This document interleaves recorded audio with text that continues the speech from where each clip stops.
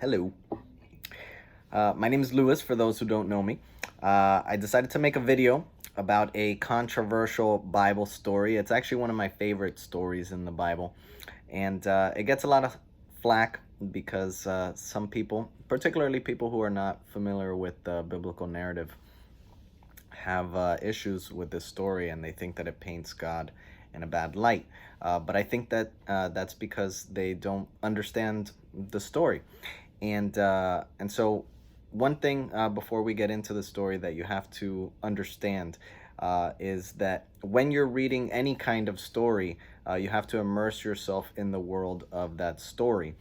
And you have to interpret the story based on the events that have occurred before that story, and understand that particular part of the story as just that. It's a part of a larger story, and that is the case with this story. Even though taken out of context, the story might seem barbaric or wrong or immoral. That's not actually the case. And so the story is found in Genesis chapter 22, and it starts like this. After these things, God tested Abraham and said to him, Abraham. So the story begins by saying, after these things. So obviously, as I said, the story is a part of a larger whole because there's other things that have gone on before this story, and we need to understand those parts of the story in order to understand this part of the story. So the story of Abraham opens up with Abraham. He's an older man, and he's living in a tent in his father's household. He's never gone out into the world and done anything for himself. He's still dependent on his father, and God appears to him and calls him to completely leave the life that he's been leading and go off on an adventure to a new land that God is going to reveal to him when he gets there. So Abraham doesn't have any idea where it is that he's going. And part of the incentive of going off to this land is that God tells him, I'm going to make a nation out of your offspring. So I'm going to raise up a country out of your offspring, and that country is actually going to be my representative on earth. So the God of the universe, and for those of you who are watching this video who maybe don't believe in a God of the universe, again, in order to understand this story, you have to immerse yourself in the worldview of this particular story. And so within the confines of this story, just like if you're reading a book, like Harry Potter. I've never read Harry Potter, so if I say something in ignorance here, forgive me. But in the world of Harry Potter, there's wizards and magic and all of that stuff. And so when you enter into that world, you have to kind of assume that those things are true. And so in the case of this story, you have to assume that God is real, and that he is who the Bible describes him as being, which is the creator of the universe. And so the creator of the universe is coming down and telling this man, Abraham, I want your offspring to actually be my representatives on earth. I want them to be a beacon to the rest of the world and show the rest of the world who I am as a God, or what my personality is like. And so Abraham, obviously is excited by this calling, and so he goes off and he follows God's command to go to this new land. Now, time passes, and Abraham doesn't have any kids. So how is it that he's supposed to fulfill this purpose that God has for him if he doesn't have any kids? Well, at the insistence of his wife, whose name is Sarai at the time, he ends up sleeping with one of his servant girls, and she bears a son whose name is Ishmael. And this ends up causing a lot of strife within the family, because Sarai, the wife, gets jealous of the slave woman who has had the child now, because she hasn't had a child, and she thinks that this is causing tension between them, and eventually what ends up happening is Sarai kicks the slave girl completely out of the household along with Ishmael. So that was not part of God's design for Abraham to do this. In fact, God reveals to Abraham what his plan was all along in Genesis chapter 17, so a couple of chapters before the story that we're reading. It says there, and God said to Abraham, as for Sarai, your wife, You shall not call her name Sarai, but Sarah shall be her name. And Sarah means princess. I will bless her, and moreover, I will give you a son by her. I will bless her, and she shall become nations. Kings of peoples shall come from her. Then Abraham fell on his face and laughed and said to himself, Shall a child be born to a man who is 100 years old? Shall Sarah, who is 90 years old, bear a child? And Abraham said to God, Oh, that Ishmael might live before you. God said, No. Sarah, your wife, shall bear you a son, and you shall call his name Isaac. I will establish my covenant with him as an everlasting covenant for his offspring after him. So God is making it very clear that the son that he intends to fulfill this promise through is the son that Abraham is going to have with Sarah. Now what happens is a year after this event, Isaac is born, even though Sarah is 90 years old and Abraham is 100 years old. So he's very obviously a miraculous child. He's a supernaturally created child via the power of God. And so, again, within the story, you have to understand that that's what's taking place. Isaac is a miracle child. And so, as Isaac gets older, Abraham obviously loves his son very much. And then in the midst of Isaac's childhood, God suddenly appears to Abraham at the beginning of the story that we started reading before in Genesis 22. And he says to him, Abraham. And so then Abraham, having a relationship with God that they talk periodically, he recognizes God's voice. Abraham says, Here I am. And God asks Abraham now for something that, again, modern audiences are going to interpret as barbaric. And that's what I want to explore. God said, Take your son, your only son Isaac, whom you love, and go to the land of Moriah and offer him there as a burnt offering on one of the mountains, which I shall tell you. Now, there's something that we have to look at a little bit later in the Bible. It's in Deuteronomy chapter 18. And in Deuteronomy chapter 18, God is talking to Moses. He's actually talking to the people of Israel, so the eventual offspring of Isaac. He tells them this: When you come into the land that the Lord your God is giving you, you shall not learn to follow the abominable practices of those nations. There shall not be found anyone among you who burns his son or daughter as an offering. For whoever does these things is an abomination to the Lord. And because of these abominations, the Lord your God is driving these people out before you. See, what you have to understand is that back in these times, it was actually common to sacrifice your children to the gods. The relationship that pagans had with the gods is the gods provide us with crops, they provide us with food, they provide us with even offspring.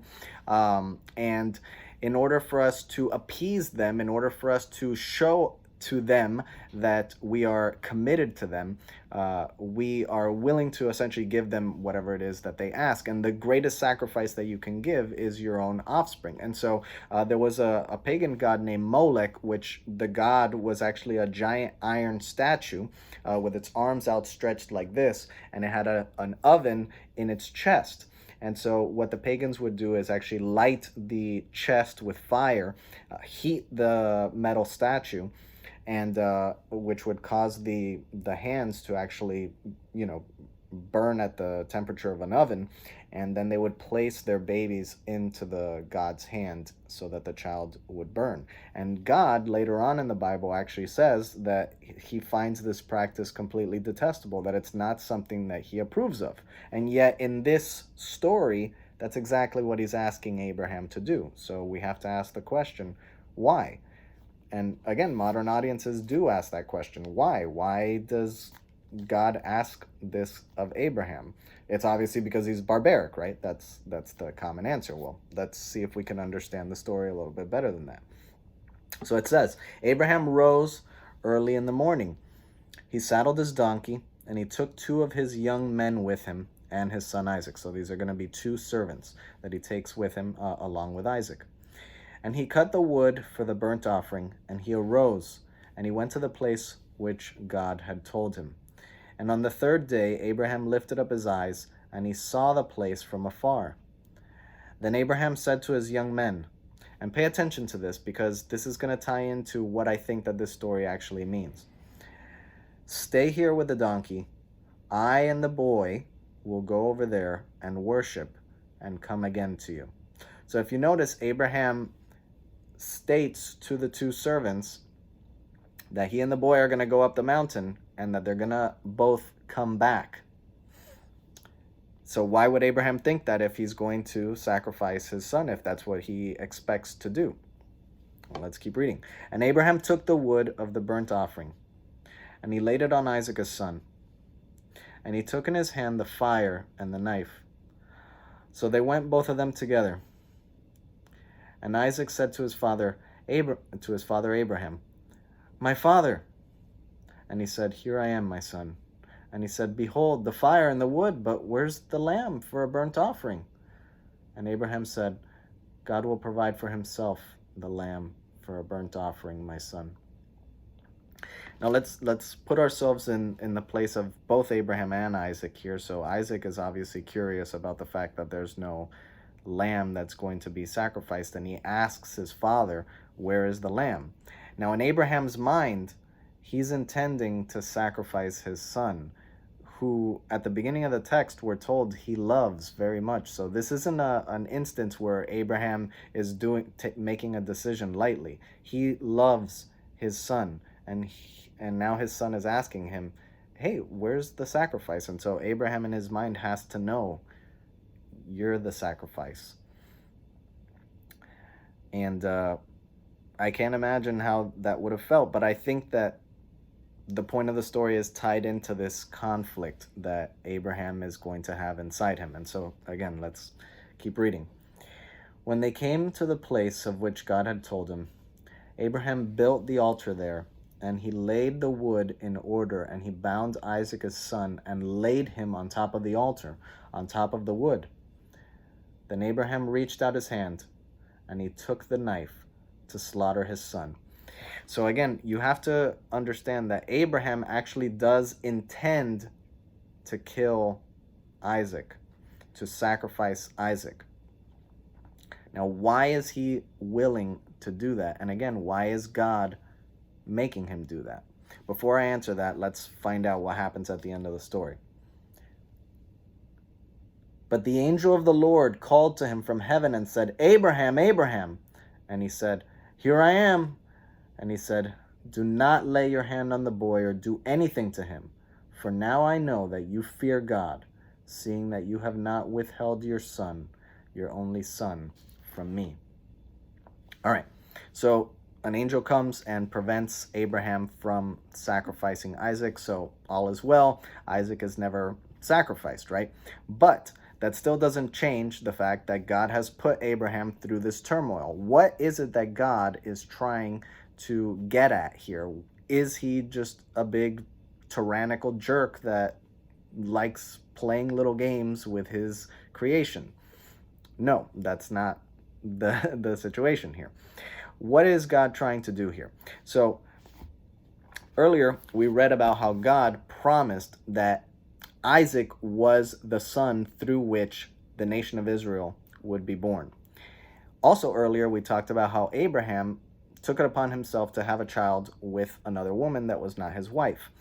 And that was because he didn't trust that God would actually come, or at least he didn't understand how God was going to come through with his promise to create a nation out of him when he was already an old man and his wife was already past the age of childbearing. How was God going to fulfill this promise? And so what God does here is he tests Abraham's faith in the promise that God has made. So God made Abraham the promise that Isaac was going to be the father of Israel, and that was the only child that he was going to use to fulfill the promise that he made to Abraham at the beginning of the story. And so when Abraham goes up that mountain, he's confronted with two possibilities. Either God is a liar, or God is not going to let me come down this mountain without my son. And so even if I sacrifice my son, my son will be restored to me. And if you read in the book of Hebrews, chapter 11, it says there, by faith, Abraham obeyed when he was called to go out to a place where he was to receive as an inheritance, and he went out not knowing where he was going. By faith, he went to live in the land of promise, as in a foreign land, living in tents with Isaac and Jacob, heirs with him of the same promise. For he was looking forward to the city that has foundations, whose designer and builder is God. By faith, Sarah herself received power to conceive, even when she was past the age, since she considered him faithful who had promised. Therefore, from one man, and him as good as dead, were born descendants as many as the stars of heaven, and as many as the innumerable grains of the sand by the seashore. By faith, Abraham, when he was tested, offered up Isaac, and he who had received the promises was in the act of offering up his only son, of whom it was said, through Isaac shall your offspring be named. He considered that God was able even to raise him from the dead, from which, figuratively speaking, he did receive him back.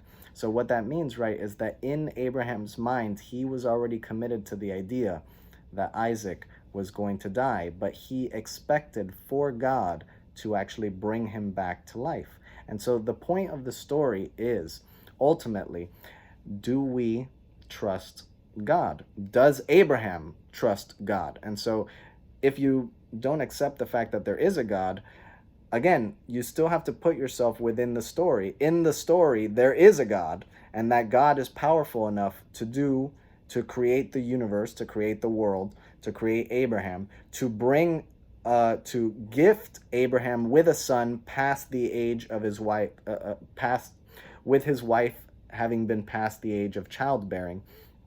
This is the sort of God that is talked about in the Bible. And the point of the story is, does Abraham trust that God to keep his promises? Because if he doesn't, then God cannot fulfill his promise to Abraham, because Abraham won't be worthy of the promise.